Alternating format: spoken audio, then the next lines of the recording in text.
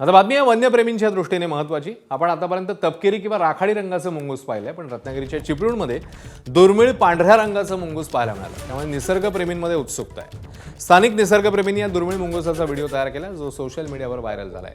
दरम्यान विभागीय वन अधिकारी गिरिजा देसाई यांनी दुर्मिळ मुंगुसाच्या अस्तित्वाला दुजोरा देत त्याचं नेमकं ठिकाण कोणत्याही परिस्थितीत जाहीर करू नये असं आवाहन वन्यप्रेमींना केलं.